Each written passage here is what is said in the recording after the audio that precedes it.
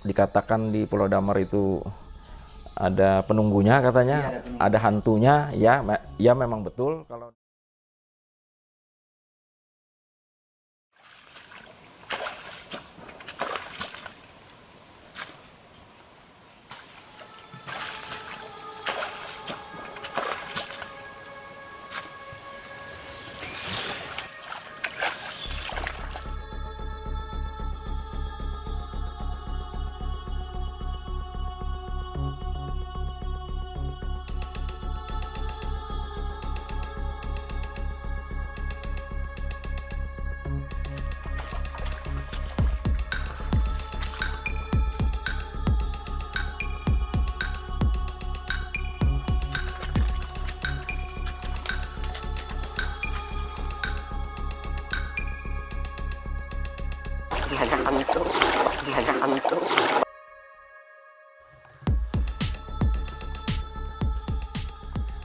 Halo semuanya, saya di tengah rawa di satu pulau namanya Pulau Damar, di selatan barat Kalimantan,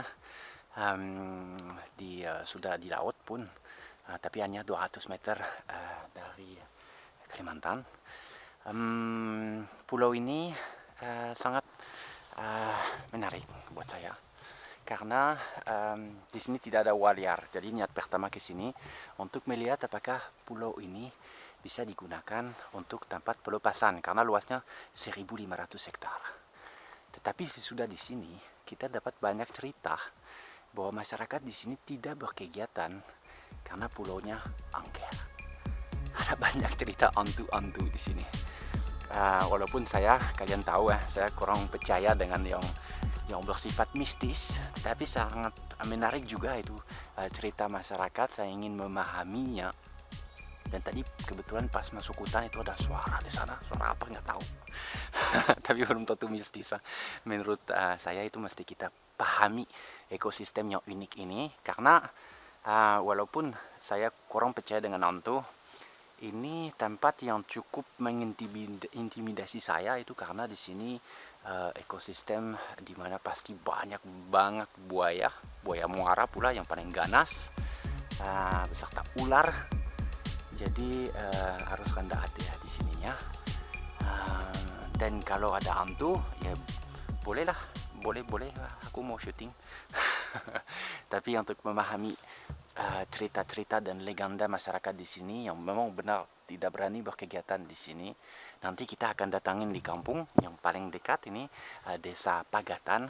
Kita akan datangin masyarakat dan minta keterangan mereka, itu cerita mereka seperti apa sih tentang pulau ini yang dibilang angker.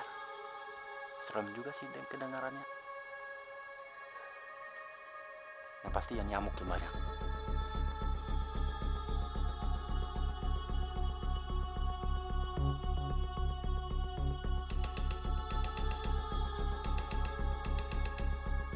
Adil Katalino, Bacuramin Kasaruga, Basengat Kajubata, arus. Perkenalkan, nama saya Supianur Nasrun. Jabatan saya saat ini adalah sebagai Damang Kepala Adat Kecamatan Katingan Kuala, Kabupaten Katingan, Provinsi Kalimantan Tengah.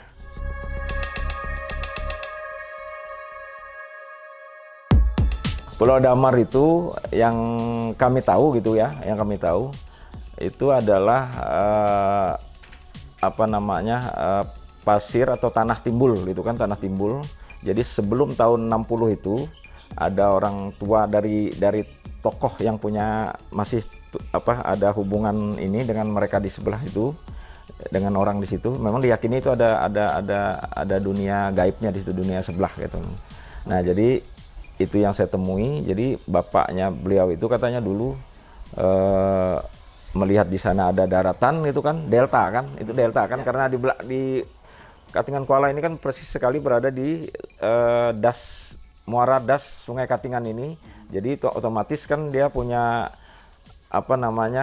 endapan arus dari sungai itu kan menimbulkan tanah atau pasir yang dibawa dari sana, akhirnya menimbulkan daratan kan. Dari situ itu seperti tumbuhan yang ada di sini, tumbuhan mangrove, Beliau segala nipah, segala rambai kami bilang di sini. Nah, segala sejenisnya itu akhirnya tumbuh di situ. Lalu menjadi daratan. Jadi daratan. Nah, melihat begitu, bapaknya itu dulu bapaknya yang ini yang saya katakan tadi, anggaplah tetua di situ dulu kan. Nah, itu dia tertarik untuk berusaha di situ. Berusaha di situ ya berkebun, lalu bikin semangka tadi, nanam semangka dan lain sebagainya kan di situ, singkong dan sebagainya di situ. Jadi memang kalau kita perhatikan gersang di situ hidupnya, karena itu kan pantai dia, pantai. Jadi tidak ada tidak ada kehidupan yang ini kan.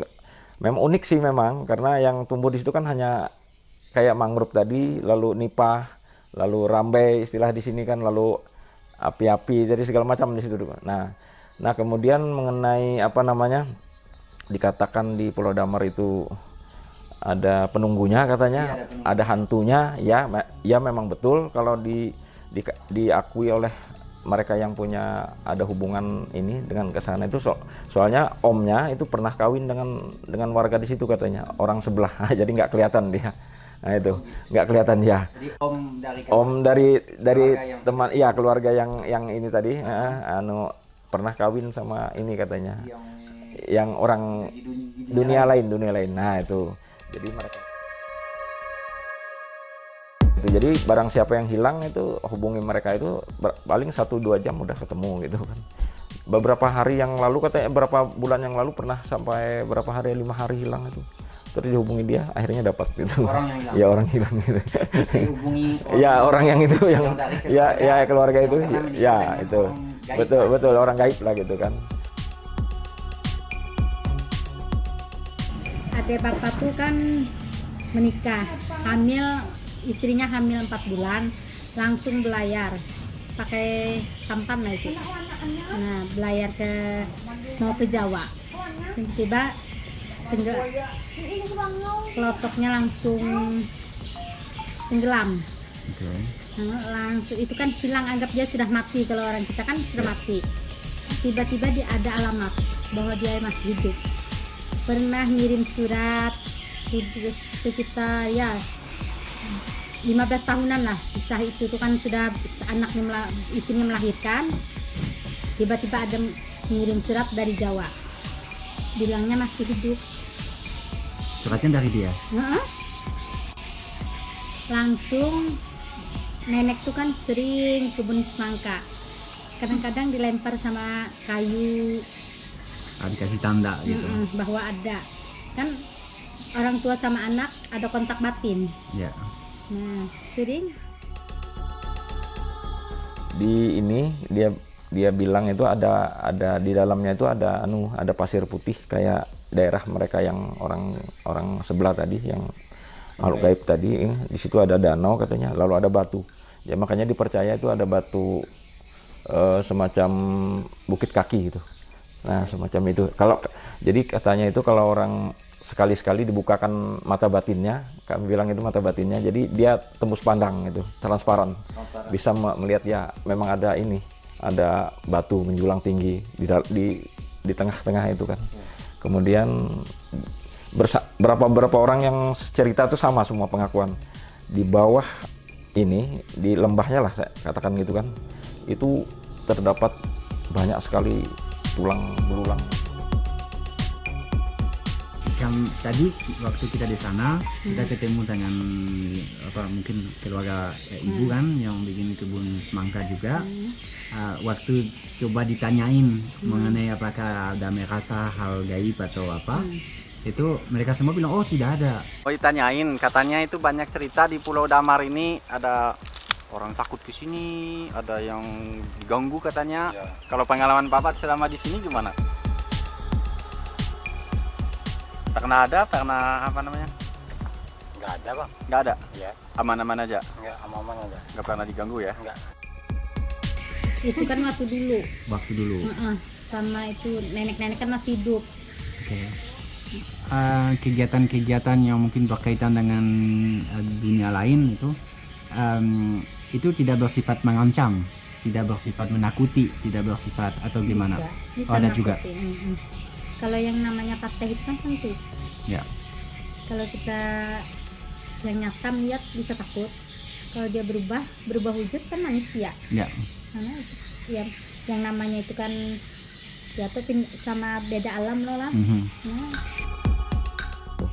Nah, jadi di bawah itu katanya banyak sekali apa yang memangsanya gitu. Nah, mati di situ kan entah babi, entah kijang, entah apa gitu kan, banyak sekali di situ. Ya, enggak tahan. Dan nah, itu masyarakat tempat itu sebagai tempat sakral atau ditakuti atau itu itu cerita gaib. Jadi tidak semua masyarakat ngerti dan tahu gitu kan. Itu kecuali menghubungi mereka yang tadi punya hubungan ini ke situ kan. Nah, tapi selama ibu pernah berkegiatan di sana tidak pernah takut atau pernah merasa takut? Lantaran ada bapak dulu tuh, nggak pernah takut. Karena ada bapaknya. Dulu bapak tuh pernah cerita sama orang sebelah tuh, kalau malam tuh ngomong-ngomong sama orang sebelah. Sama orang sebelah alam. Jadi diajak bicara mana? Datang tuh kalau kedengaran jalannya tuh, tapi kita nggak pernah lihat. Oke.